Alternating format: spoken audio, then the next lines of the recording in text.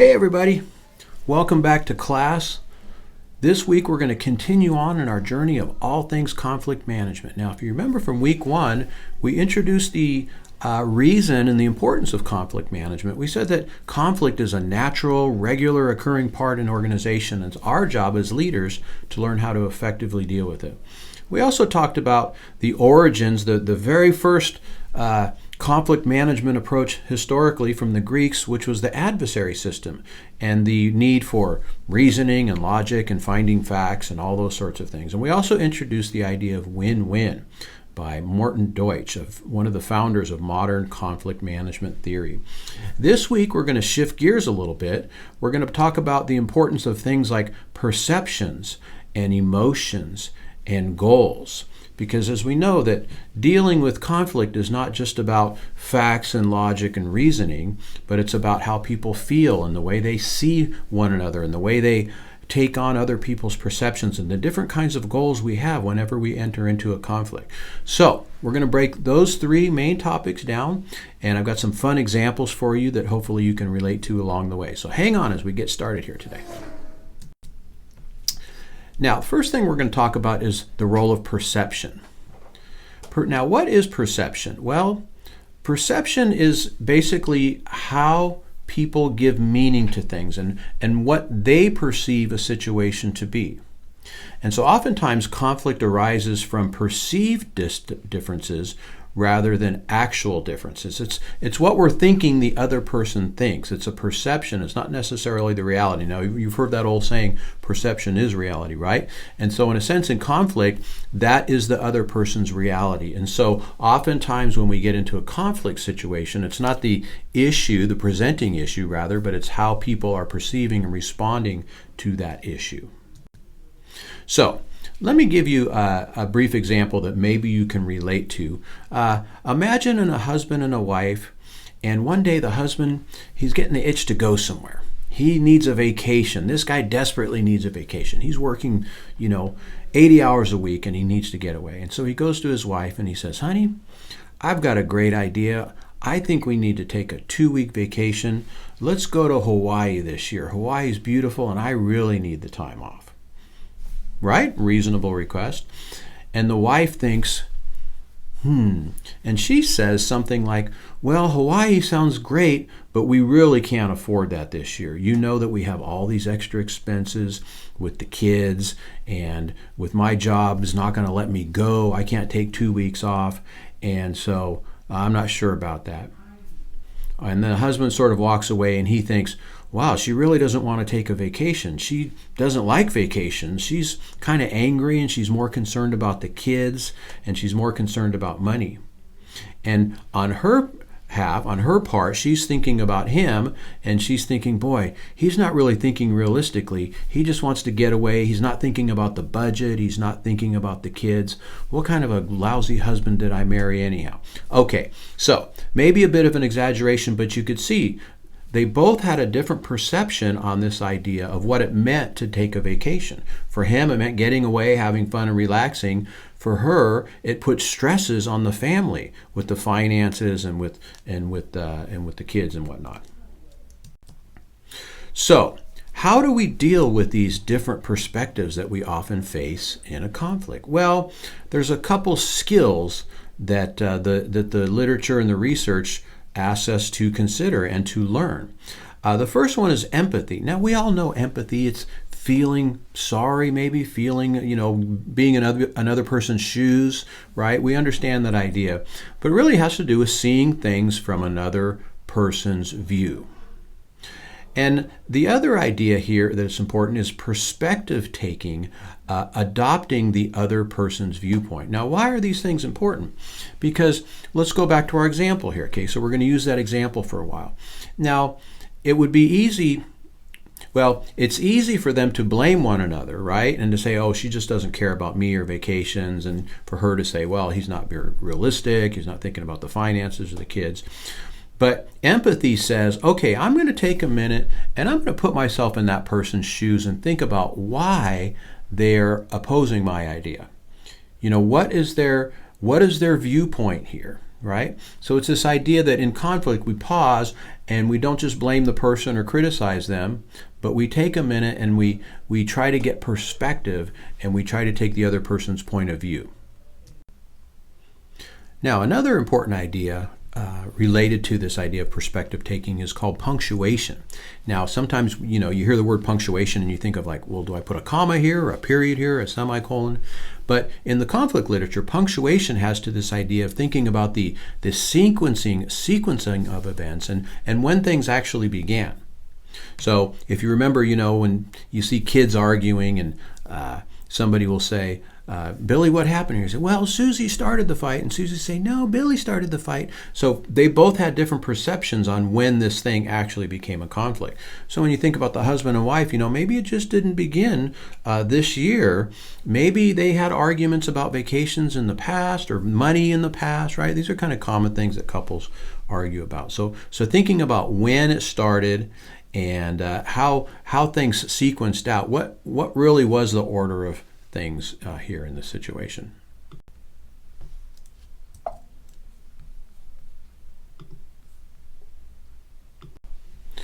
Now, there's a couple of little tools, little mental models that we can use to help us. This one is called the lens model. And this is the way to sort of visualize taking perspective from the other person's point of view. And so this model helps us to understand the meaning of conflict, which varies depending on the angle, direction, and distance between the person and the object. Now, we all know how a camera works, right? There's a little piece of glass in there, and oftentimes the glass is flipping the image upside down, and it gets corrected in the camera. We don't see it upside down, but lenses shape the way we see things. And so we have our lenses and other people have their lenses.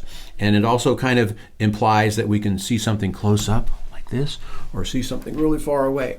So using this model of sort of seeing things through another person's lens in relationship to somebody else. So it's a good kind of mental model to think about this. All right, if I were to look through their camera or through their glasses, how would this situation look differently than the way I see it? Okay, so that's perspective taking and punctuation. The next thing I want to talk about here is managing multiple and conflicting emotions. And again, I said this earlier on, but one of the hardest parts of dealing with conflict is the emotions that it causes within us, right? So oftentimes, as soon as we get into a conflictual situation, emotions start to arise, and it's usually anger or hurt or resentment, or they're negative emotions, right? Emotions can be wonderful. They can be joy and gladness and happiness and excitement, but oftentimes in conflict, the emotions are much more negative. So let's break this down a little bit. Now, the thing about emotions is that they are multiple, complex, and changing. Now, you like to think, okay, I'm in a situation and here's the emotion that I feel. But oftentimes there's a bit of a tension and there's some conflicting emotions. So let's go back to our husband and wife scenario there, right? On the one hand, the husband's feeling maybe a little rejected, maybe a little dismissed, right? But he's also excited about going on the vacation. He's also positive that maybe they can work this thing out, right? So, and on her part, she might be feeling a little bit like, well, he doesn't care. I'm angry because he doesn't care about our finances, or he doesn't care about the children, or the way that I have to sacrifice to take care of our children. So there's a lot of different conflict, a lot of different emotions going on in any particular conflict situation. Now, it's interesting, the traditional view of emotion, this is sort of the classic dilemma, right? The tension between reason and emotion. And the classic view is that we are reasoning people and we have these emotions that we have to keep in check, so to speak, right? But there's sort of an emerging idea that says we're a really emotional beings, and we've developed this sense of reasoning to sort of keep our emotions in check. And when you think about that, how society's evolved, when you go back to prior to the adversary system, if people had a conflict, they would go to war. So we don't do that anymore. So we've used our intellect in a lot of ways to help manage our emotional side. That's an interesting way to think about it, isn't it? Now, emotions can also mask each other too, right? So typically guys, men, I'm talking to you men out there, but oftentimes if we become fearful, if we're afraid of something, we'll often get angry, right? So we kind of use our anger to cover up for our fear. So we don't like feeling threatened, we don't like feeling fearful, and so the emotion of anger sorts of rise up. And women on their part, when they're getting angry, they often will feel sad or rejected.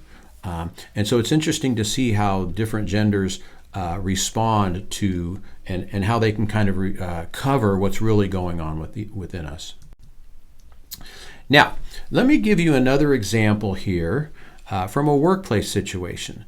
Now, I created this little comic strip here. So we have the top one, the second one, the third one. So I'm kind of talk to the first one. Now imagine, let's just say we're going to move from the coworker or from the husband and wife to the coworker, and let's just say we got John and Jenny. Okay, so one day it's almost closing time, and John comes up to Jenny and says, "Jenny, can you do this task for me? Can you finish this report? I have to go. I have a special dinner I need to go to tonight." And you can tell it's kind of a social event. And Jenny says, "Okay, I'll do it for you." Okay, so there's scene number one, right? Now, what's the emotion going on there? Well, Jenny's probably feeling a little stressed over it. Now she's got to work late because this guy didn't do his work, and he's going gallivanting around, town to this fancy dinner thing that he's going to. All right, so there's scenario one. Now, scenario two, John comes in and says, "Hey, Jenny, I ran out of time. Can you finish this report for me?" And she kind of rolls her eyes and she says, "Okay, all right, I'll do it." All right, so there's reaction number two, right? Now, in this one, her emotions are a little closer to the surface. In the first one, she kind of stuffed it. Now, maybe she felt like, maybe there's a stereotypical response. Women shouldn't show their anger or emotions or whatever. And she was just kind of docile and went along with John. But the second one, she's a little more expressive, right? But she's still not taking action. She's still letting her emotions kind of get to her, and she's placating John, so to speak. Now, imagine in the third one, John comes in and says, "Jenny, I ran out of time today. And I got this really important thing I got to do tonight. Can you finish this?" And she says, "John, I've had enough of you. Every other week you're coming to me and you're telling me you didn't do your assignment and you're asking me to do this. I just can't handle this anymore. I'll do it for you, but if you ever ask me to do this again, I don't know what I'm going to do." Okay. And that's the third scenario. All right. So in that scenario, her emotions were very close to the surface, right? In fact, she even let them all out. Now, is that a good way to respond to conflict? Probably not. She probably began to do some damage in that relationship. And here's the thing about emotions in conflict. When you let it all out, so to speak, you may feel good about that for a minute, but you probably done some damage to the relationship. And so this is why understanding emotions in conflict is such an important thing. Because as we said early on, in the class, what we said in week one is that sometimes the way we respond to conflict, we can't undo that, right? So she can't undo those words. And then in the fourth scenario, imagine he comes to her and says, "Jenny, would you do this work?" And she says, "Okay, John, I'm willing to do that work, but when you ask me to do that, I feel really angry inside. And so I really need you to be better prepared and to not presume upon me at the last minute. And maybe we can meet and talk about this in the future and help you kind of figure out what's going on here and why you're always running out of time to do your work." Okay? Now, in this fourth scenario here, she acknowledged her emotions, right? She was up front. She didn't run from them. She didn't get angry. And she expressed them to him. And so this is an important way to think about dealing with emotions in a conflict situation. And so here's some rules for handling our emotions in conflict situation. The first one is differentiating emotion from behavior. Now, we can feel angry or upset or anxious about something, but that doesn't mean that we have to act on them, right? So this is where we use that emotional intelligence and emotional control in order to not let our emotions just come kind of spilling out all over the place and cause damage. Okay, so recognizing that your anger doesn't require you to have an angry response to somebody. Also, expressing emotions honestly using I statements. Like in the scenario here, John, when you keep coming to me and asking me to do your work for you, it really makes me upset. I really feel angry and upset and put upon when you do that to me. Okay? She didn't judge John. She didn't say, John, you're a lazy so-and-so and you didn't get your work and you never get your work done in time and I'm not even sure why they hired you. And, she didn't do that, right? Or she did that in scenario 3, but that wasn't the optimal one, right? That's the one that'll do damage to the relationship. But expressing how you feel is a better way to go. And reporting the emotions without judgment. And then managing... Now, expressing emotions in a conflict situation can be potentially fraught with some personal issues, right? A lot of us don't feel comfortable doing that. Now, you're right to do that. We don't want to, wear our emotions on our sleeve or always, get into this emotional tone in conflict. And so here's some requisites for considering things you should consider before you express your emotions. First of one, are you able to recognize the intensity of your emotion? Okay, so if you can't recognize it or assess it as such, you probably don't want to express it because that means it's kind of hidden and you're not even aware that you're angry. You're just going to kind of let it blurt out. But if you can kind of say to yourself, yeah, I'm feeling a little angry here and I'm going to share this emotional response. Second one is appropriate verbal communication skills. So you need to be able to dial down the emotion, dial down the anger and the intensity so that you can share it in a way that doesn't come across, and blow the other person out of the water.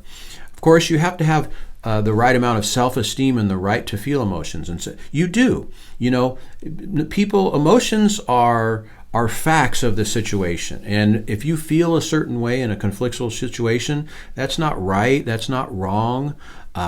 It's just your psyche's way, one of the God-given ways we have of understanding what's going on inside of us. So treat those as facts that you have the right to feel, and it's okay that you feel that. The next one is this a safe environment for me to express them? Now, not all situations are, right? Depending on who you're talking to, depending on the time and the mood and the sense of psychological safety there is in the culture, it may or may not be appropriate. And then the last one is having a willing partner. Okay, so hopefully Jenny in this situation knew John well enough where she could approach him and say, hey John, this ain't cool anymore, right? And she expressed her feelings about that. Now again, it's not always easy to express emotions in our conflict, is it? And so here's some ideas, some thoughts for you for being the willing and able partner, right? So we said you have to have one, but here's some things to think about to be the willing and able partner. First of all, it takes a lot of courage. It takes a lot of courage to do this, to put yourself in the right space, to control your emotions, to name your emotions. So understand it's going to take some courage, and this might not be the easiest thing for you to do. But if you practice doing it, guess what? You'll get better at it. You want to understand that there's boundaries and you want to avoid escalation. So what does escalation mean? Well, sometimes you can share with somebody and there might be some emotional, fire intensity to it. And the other person, they're not just going to they might say, well, oh yeah, well, when you do this, and then you're like, oh yeah, you're bringing up things from 5 years ago. And yeah, oh yeah, well, I've never liked you. And before you know it, it's this kind of ugly, very personal thing. So you need to be able to de-escalate. So if you share something and it begins to escalate with your other person, that's when you need to back off and say, okay, this is not happening here. Let's both go to our corners. Let's count to 10. Let's come back to this tomorrow, or whatever your approach is. But you want to sort of avoid this escalation that can happen when the emotions start to come out. And then, of course, if somebody comes to you and they express emotional impact, like I was really hurt or whatever, consider that as a privileged communication. They're sharing with you. You know how hard it is to share your emotions. So having empathy and saying, hey, I know that was really hard for you to share. Keep it confidential. You don't go to run to your coworker and say, boy, you can't believe John really blew up. And then he, then he kind of backpedaled, and boy, he's really yeah. So no, you don't want to do that. This is a real privileged, sensitive kind of thing that you want to keep under your hat, so to speak. Okay, and the last thing we're going to talk about today is this idea of multiple, complex, and changing goals. So one of the first things we need to do in a conflict situation is identify the different types of goals that we might have, because conflict involves multiple and changing goals, and we want to have clarity on the goals so that we can handle them effectively. Now, what are these goals? Well, let's talk about them. By the way, this idea comes from Wilmot and Hawker. So there's 4 different types of goals that they talk about in a conflict. First of all, there's the topic goal, or the surface level issue, right? So this is the thing that you're actually getting into the argument about. So let's go back to the married couple for a second. Well, the surface goal here was whether or not they should take a vacation, right? That was sort of what the conflict was over. But then there's the relational goal, the desired treatment in relationships. All right, so this is where it starts to get a little interesting, right? Because we know conflict involves our relationship with other people. We said this early on, is that you have conflict has to do with 2 interdependent people that are related to each other. So if you have no relationship, and I'm not just talking about marriage, but if it's a coworker, a boss, or a colleague, or a client, or anything like that, there's a relationship there, right? So oftentimes, one of our goals is to keep good relationships with other people. And so this is oftentimes why we avoid conflict or run from it, because we understand this pretty well. It's like, well, I don't want to get into a conflict with this person because that's going to damage the relationship. But if you don't deal with it, it's going to damage the relationship in other ways because you're going to have hurt feelings or resentment or whatnot, right? So we're always thinking about the relational aspect of the conflict and trying to keep that relationship intact. It would be easy for us to just go off the handle and start, getting up in people's faces every time we got mad or, in a conflict. But that's, in the long term, really going to damage our relationship. So another important goal here is thinking about the relationships we have with other people in conflict. And we're thinking about how we want to be treated in the relationship. So in the husband and the wife situation, well, the husband, he wants to be treated with respect, and the wife on her part wants to be treated like, he cares about her concerns about, being good stewards of their resources and taking care of the kids and those sorts of things. The next one is the identity goal, self-perception and external perception. So again, this is similar to the how we want people to see us. So the husband wants to be seen as a valuable, he wants to be seen that his needs are important, and he's the husband, and he's the one that earns all the money in the first place, and so therefore he feels like she should go along. And on the other hand, the wife has the identity that she's taking care of the family and she's responsible for the budget and such. And then the next one is the last one is the process goal, the desired methods for resolving conflict. And this is important. A lot of times people have different ways they want to deal with it. And we'll talk about conflict styles here coming up in another lecture. But oftentimes people process things very differently. So 2 people that have a high conflict tolerance, they're able to go at it and go back and forth and spar a little bit, and at the end of the day kind of, shake hands and make up and be fine. But sometimes you might have somebody with a high conflict tolerance and somebody with a low conflict tolerance. So this person doesn't want to get at it right away, right? They want to process it. Maybe they want to come back. Maybe they want to, brainstorm solutions, or they want to bring in a third party. So sometimes we have different goals in how we want to go about resolving the conflict in the first place. All right, so how do we deal with the goals? Well, first of all, you want to have clarity on your own goals, right? So when I go into this and I know it's going to be heated here, I need to know what my goals are. And then, of course, understanding the other party's goals. So this has to do with that perspective taking that we talked about earlier, using the lens model to see the other person's perspectives. And then adjusting goals and strategies as the conflict evolves. So you might get into it at first and then realize, okay, I need to kind of change here because you don't want to damage the relationship, or you might perceive that the other person has a different way they want to deal with this. And so adjusting, being flexible. And again, this is all difficult, right? Because again, conflict raises up emotions that are challenging for us, and oftentimes our emotional side can hijack our rational side, right? But you need to sort of step back a little bit and say, okay, I don't want to just go at this now. I want to be sensitive to what this person's perspective is and how they want to deal with this, etc., etc. All right, so what can we say in summary? Well, goals in conflict, we understand that goals are multiple, changing, and complex. And so it's important that we identify and understand the goals, both our goals and the goals of the other person. And in conclusion for today's lecture, I just want to encourage you to reiterate, effective conflict management requires understanding perceptions, emotions, and goals, and that these elements are interconnected and require thoughtful navigation. Well, listen, I hope this was helpful for you today. We've got some great activities in our class, but thanks for watching, and we'll see you in the next lecture.